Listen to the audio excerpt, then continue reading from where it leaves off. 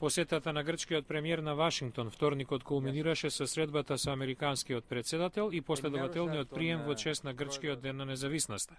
Грчките економски проблеми и безвизниот режим на патување за грчките граѓани, според официјални изјави, доминирале на дневен ред, а прашањето за името го покрена архиепископот на Грчката православна црква во Сад, Деметриос, на приемот.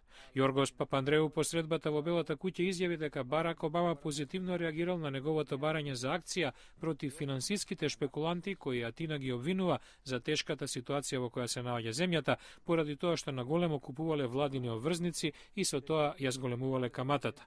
Подоцна на приемот во Белата куќа даде вакво уверување.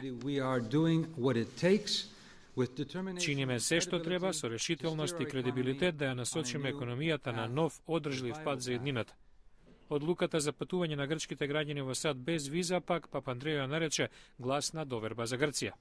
Обама не коментираше директно на економијата, но затоа порача. Како што му кажав на премиерот на средбата во овалната канцеларија, во добри или лоши времиња, Грција ќе има партнер и пријател во Сад.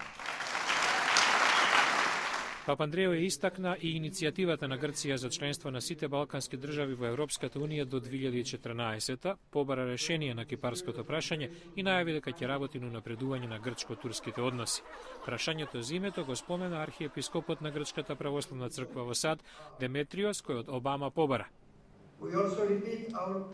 Ја повторуваме нашата молба, изразена до вас за време на минатогодишната прослава, за ваша потребна интервенција за се уште отворените прашања на унификација на Кипар и соодветно име за поранешната Југословенска република Македонија.